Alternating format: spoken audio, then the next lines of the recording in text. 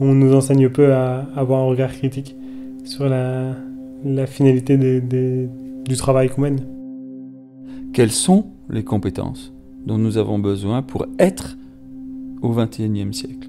De mon point de vue, ce ne sont pas celles qui sont délivrées actuellement dans les écoles d'ingénieurs, encore moins dans les écoles de commerce, parce qu'en fait, ces écoles sont des écoles du XXe siècle, voire du XIXe. L'année 2018 est marquée par les marches pour le climat, où des milliers de personnes descendent dans les rues pour réclamer des mesures écologiques fortes et immédiates. Celle qui a vu la fin des dinosaures. La première est évidemment climatique, il pleut de moins en moins dans le pays, les températures atteignent des records l'été au-dessus des 50 degrés, ce qui provoque une évaporation des Une référence, rapport spécial du GIEC, les experts du climat de l'ONU, le 4e en moins d'un an, qui nous dit que le réchauffement va avoir des conséquences dramatiques sur les océans. Chez les étudiants et les jeunes diplômés, on s'interroge. Dans les grandes écoles d'ingénieurs, de commerce, les étudiants prennent la parole, formulent à haute voix leurs doutes et leurs critiques. Il est urgent d'entamer un virage radical, car tenter de résoudre à la marge des problèmes, sans jamais remettre en cause les postulats mêmes du système dans lequel nous vivons, ne suffira plus. On ne négocie pas avec les limites planétaires et climatiques. Tous sont élèves ou diplômés d'une grande école. Certains refusent de travailler au service d'entreprises polluantes, d'autres ont décidé de boycotter le secteur privé, voire de déserter le monde du travail. Ces derniers mois, ils ont fait entendre leur voix bien au-delà de l'enceinte de leurs écoles. Je m'appelle Pauline Payassa, je suis journaliste. Ce qui est certain, vous écoutez Les Refuseurs, c'est qu'en tant que personne exerçant un poste de haut niveau, mon potentiel de nuisance environnementale sera probablement bien plus élevé que la moyenne. Un podcast lesjours.fr. Et moi dans tout ça, je fais quoi ?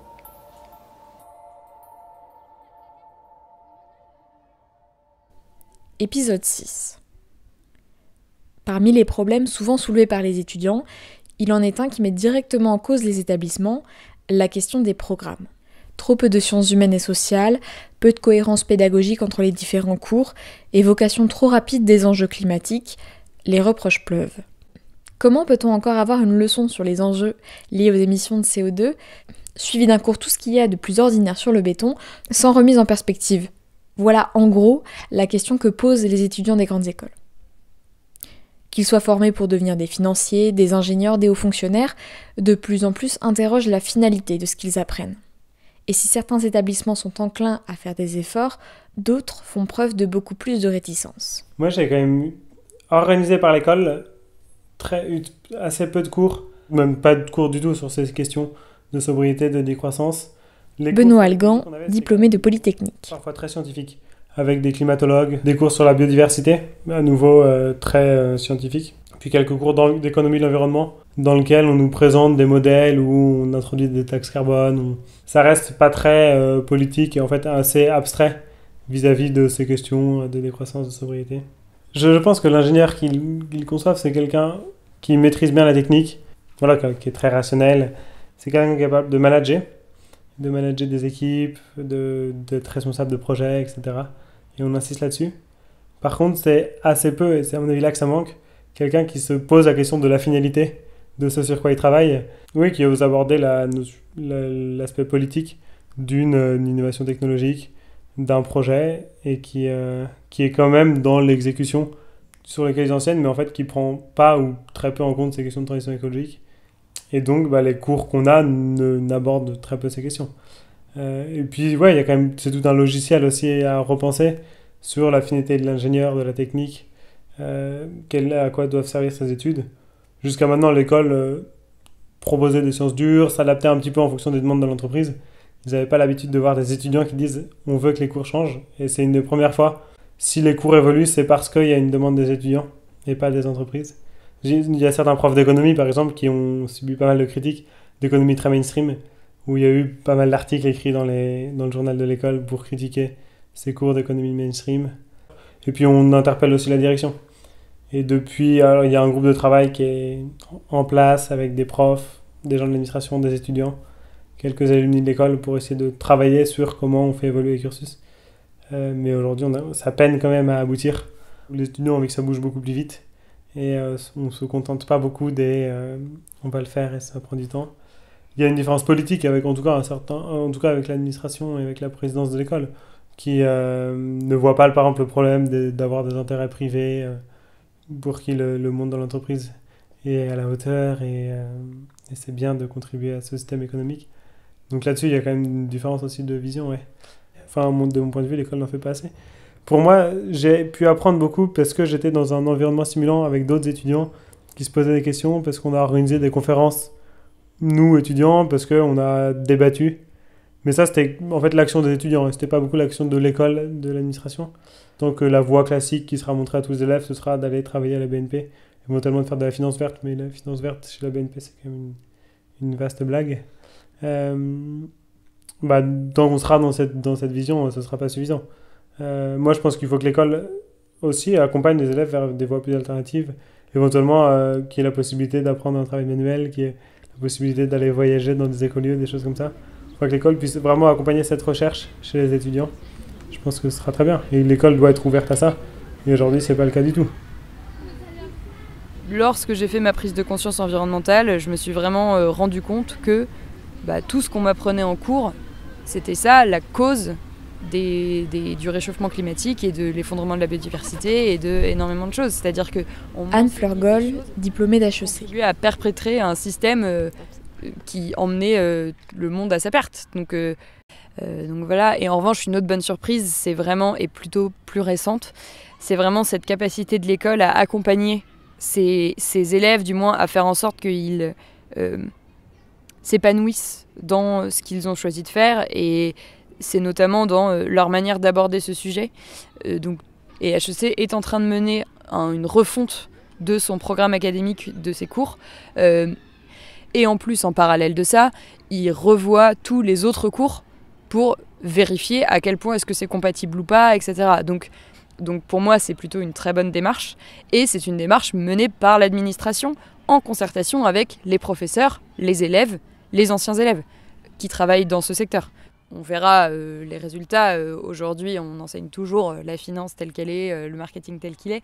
Mais si effectivement cette démarche est menée à bien, c'est vraiment quelque chose de très transformant pour l'école. Et le fait de le prendre à bras-le-corps comme ça, de manière assumée, c'est quelque chose qui a été une bonne surprise récente. Aujourd'hui, est-ce que tu considères que ce que fait HEC dans une perspective environnementale et écolo, est-ce que tu considères que c'est suffisant ?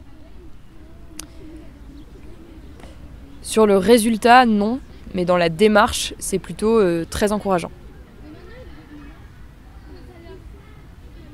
Comme on est une fusion d'écoles qui existaient déjà, les enseignements et tout, les enseignants sont restés, donc il n'y a pas une absence de volonté de nous faire interagir ou de nous présenter des enjeux. Manon Kister, étudiante à AgroParisTech. Nécessité, je pense, d'articulation de cette grande fusion, du fait que maintenant, en fait, notre programme est hyper large et doit satisfaire un panel hyper vaste d'étudiants et aussi agencer plein de profs différents et de matières différentes. En fait, tu passes du coq à l'âne, même si parfois il y a des cohérences, voilà. Au cours du cursus, il y a eu des interventions super intéressantes, soit hyper approfondies, ou soit hyper dans l'interaction ou dans l'application technique. Ça nous est arrivé d'aller dans les champs faire des fausses. Mais la question, c'est pourquoi est-ce que c'était... Enfin, pourquoi aussi peu de cohérence au final, et pourquoi avoir... disons que la vision de l'écologie qui nous a été présentée, c'est plutôt effectivement, il n'y a pas une vision. En fait, c'est ça la démarche de l'établissement, c'est on ne prend pas parti, il n'y a pas de ligne. Alors, il y a des arguments pour et contre, mais voilà, eux, leur truc, c'est on vous présente tout, à égalité. D'ailleurs, c'est un peu sur la question même agricole, c'est sa coexistence des modèles. On vous présente tout, pareil, tout coexiste, le bio, le pas bio, il n'y a pas de... Du coup, c'est vrai que ça a tendance à effacer les prédations et les relations de domination. C'est-à-dire que, donc, il faut mettre les mots sur le fait que le système agro-industriel est prédateur envers l'agriculture paysanne, en fait. Je veux dire, c'est même pas... On nous dit que c'est politique de le dire, mais en fait, c'est, même si tu regardes d'un point de vue universitaire, c'est démontré, c'est encore plus criant quand tu regardes les différences nord-sud et l'agriculture paysanne dans le monde. Enfin, je veux dire, c'est... franchement, la principale partie de nos cours d'élevage pour dire simplement, c'est l'animal-machine, quoi, qu'on optimise. Et à la fin, peut-être, on va discuter en ouverture que s'il y a un élève qui lève la main, quoi. C'est décevant. Je vais dans l'expression, c'est décevant. Et c'est à toi de te faire ton avis, mais c'est quand même mieux si t'as pas d'avis, parce que si t'es un peu trop politisé, t'es biaisé, quoi. Donc on va tout le temps nous inciter à présenter l'ensemble des choses et à pas prendre parti. Et donc ouais, donc ça a quand même la vertu de présenter aussi des choses alternatives. Faut pas se mentir. On ne nous présente pas seulement le modèle, disons, je sais pas, conventionnel ou quoi que ce soit, même s'il n'y a pas un modèle, mais on ne fait pas qu'une apologie des produits phytosanitaires, on ne fait pas qu'une apologie des OGM, on ne fait pas qu'une apologie du productivisme, mais disons que voilà, il n'y a pas de parti pris. Et aussi, ce qui se passe de plus en plus, comme l'école devient tentaculaire, c'est que les cours deviennent de plus en plus à la carte. Donc c'est-à-dire que tu as un socle commun qui est quand même relativement basique et pétri des normes vraiment là pour le coup vraiment classiques du productivisme, de la proximité avec les entreprises, faut nourrir le monde alors qu'on connaît bien les problèmes d'accès, c'est plus des problèmes d'accès que de production, tout ça. Et après tu fais tes enseignements à choix. Donc forcément, moi j'ai pris des enseignements, alors je peux te dire, ils étaient super, quoi, ils étaient super vénères et tout, mais parce que dans le titre et dans la description, tu le voyais. Mais si tu voulais ensuite prendre que des enseignements sur le marketing ou l'ingénierie des additifs alimentaires ou de je ne sais quoi, tu pouvais aussi, quoi. Certains élèves reconnaissent que les choses changent.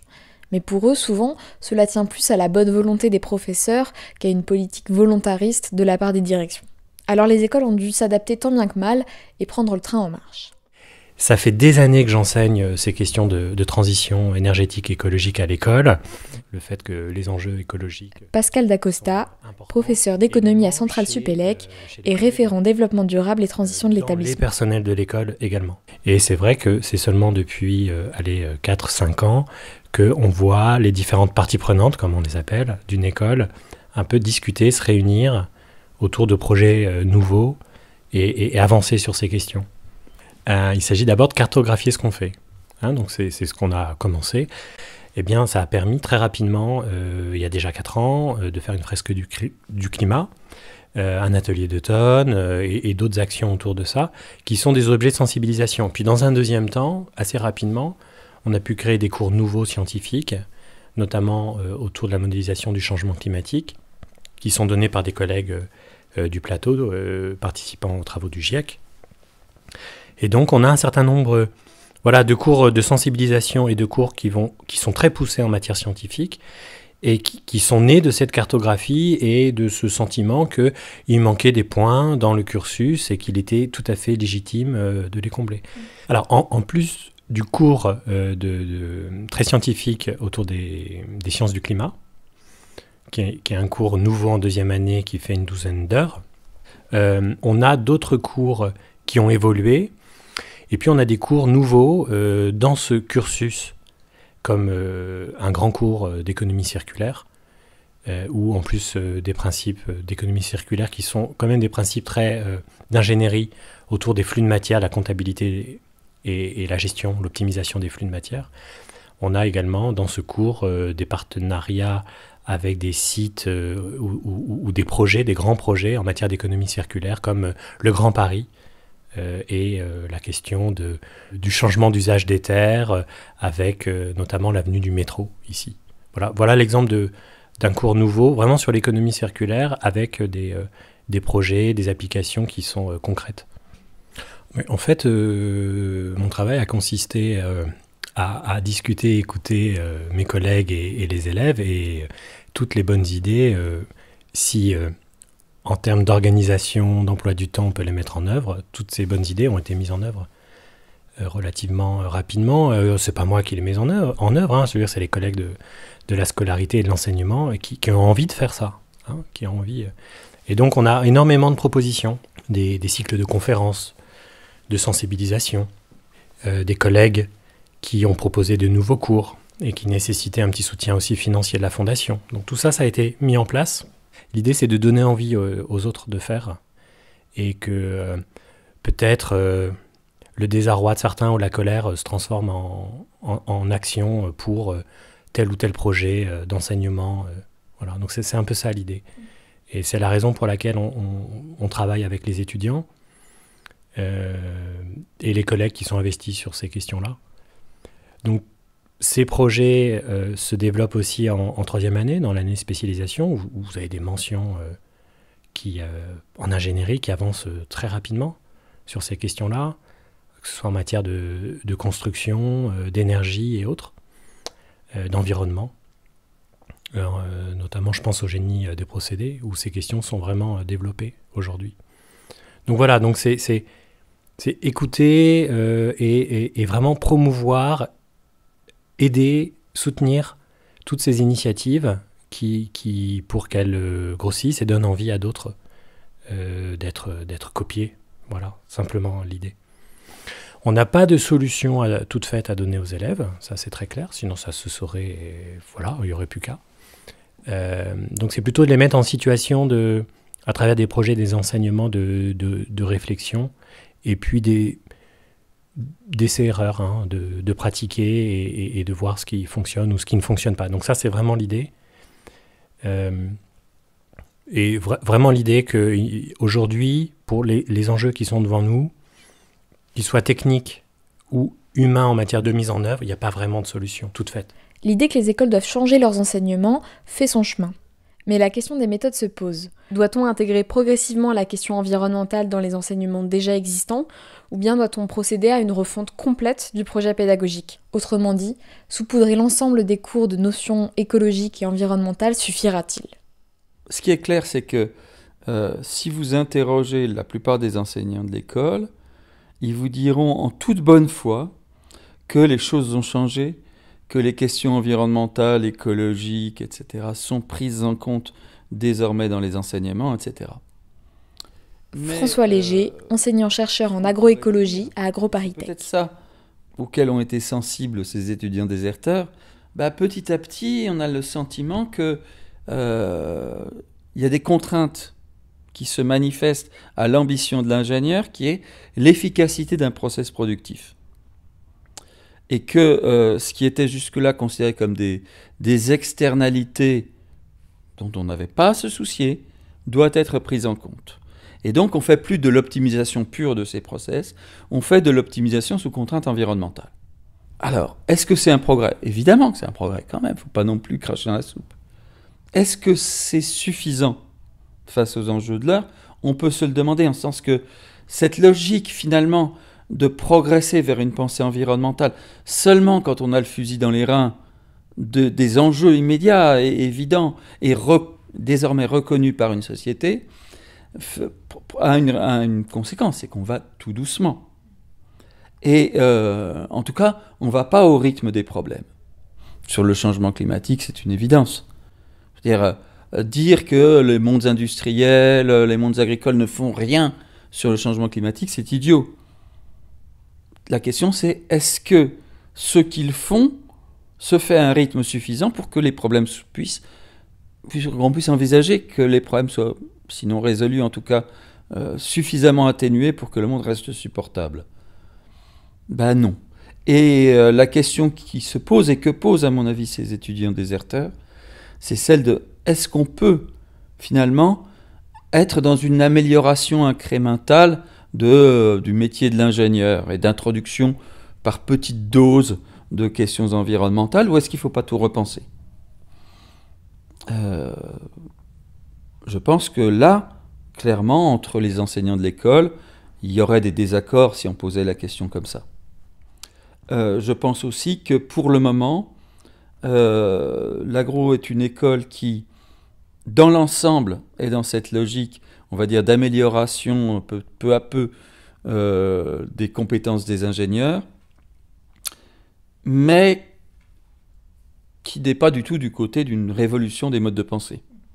C'est-à-dire que l'équilibre est clairement en faveur d'une logique d'incorporation des contraintes dans la pensée de l'ingénieur.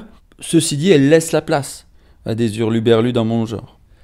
Et finalement, l'une des questions que peuvent se poser des gens comme moi et d'autres, c'est est-ce que nous ne servons pas finalement de justification ou de faire valoir. L'idée de la formation d'ingénieur, c'est que les compétences de l'ingénieur ne se résument pas à une compétence technique ponctuelle. C'est quelque part la capacité à appréhender le monde et à mettre en œuvre des process dans ce monde-là. Donc on va former les étudiants non seulement à des disciplines techniques, à des disciplines de base, biologie, physique, tout ce que vous voulez, mais aussi à de l'économie, à de la finance, à de la sociologie un peu, à des sciences politiques. Et beaucoup de gens, y compris dans le corps enseignant, en déduisent le fait que les ingénieurs de l'école auraient une formation interdisciplinaire.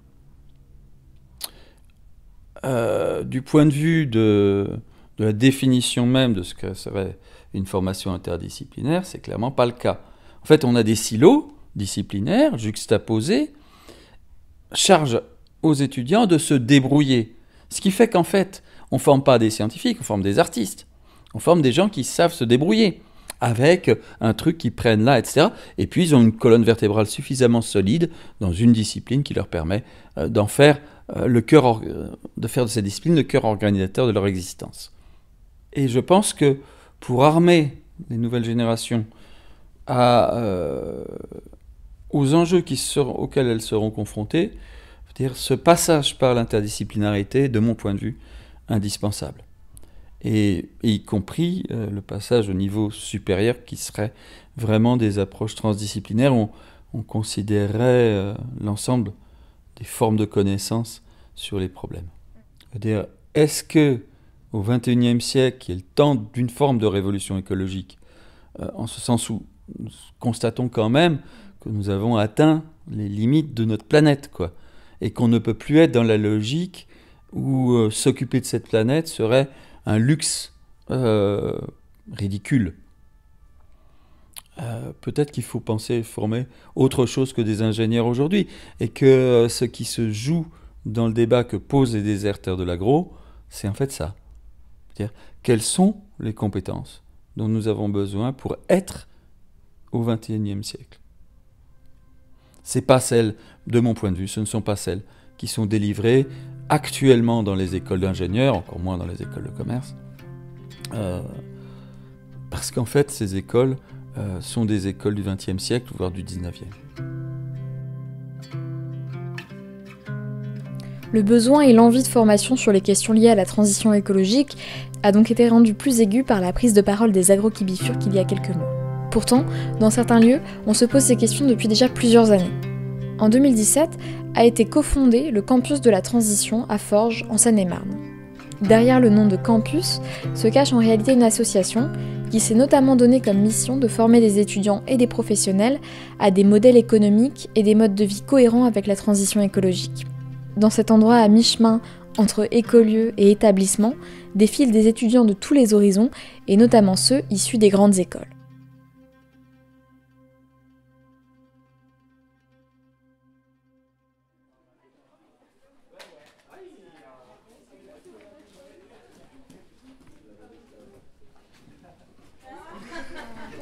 Ça dépend. Ouais, par exemple, le numéro des cases. Il y a quelque chose qui ça bouge. Et bah, dans ouais, c'est ça. Je suis impressionnée qu'il y ait encore des fenêtres. Une scène. Construction, ouais. Exactement. Ça les show. On a dit qu'Appelsi, ce soir, elle nous fait Gemma. Bon, je l'ai un peu de l'impro. Alors qu'est-ce qu'on cultive ici? Dans ce potager, comme je disais, il est à la fois productif, esthétique et pédagogique. Ce jour-là, une trentaine d'élèves de l'Institut catholique de Paris sont venus s'installer pour quelques jours dans ce château du 18e, transformé en écolieu. Voilà. Ouais. C'est quoi les engrais verts? Les engrais verts, très bonne question. C'est des cultures intercalaires, c'est-à-dire qu'on va cultiver entre les hautes saisons. Souvent, ça va être à l'automne, à l'hiver. Elles vont avoir plusieurs fonctions. Donc c'est des cultures qu'on ne va pas manger en général ou qu'on ne va pas commercialiser. Ça peut arriver sous forme de fourrage. Alors Cécile Renoir, qui est professeure de philosophie et d'éthique, notamment à l'ESSEC, au Centre Sèvres, à l'École des Mines. Tom Renaud, chargé de la formation et de l'accompagnement des établissements d'enseignement supérieur au campus de la Transition. Et assez rapidement, en discutant autour d'elle, elle s'est rendue compte que en fait, c'était pas juste les écoles de commerce qu'il fallait transformer pour une meilleure intégration des enjeux de transition, mais c'était tout l'enseignement supérieur. De pouvoir créer cette structure qui pourrait être plus agile que les institutions de l'enseignement supérieur, qui ont tendance à être de gros établissements avec beaucoup d'inertie, et d'avoir cette structure qui pourrait plus facilement aiguiller ces transformations structurelles qui sont absolument cruciales pour rentrer dans l'accord de Paris et répondre aux enjeux du XXIe siècle qu'on connaît aujourd'hui. Alors sur les expérimentations, elles sont à plusieurs niveaux. Il y a d'abord le premier niveau qui est la vie de l'écolieu, l'éco-campus, où il y a une trentaine d'habitants qui résident là à l'année et qui vont essayer de mettre en œuvre un mode de vie bas carbone qui soit plus en accord avec les enjeux de transition. Avec les différents espaces, c'est ce qu'on appelle le grand salon. Donc c'est des espaces de détente, de jeu, de partage, de projection de films.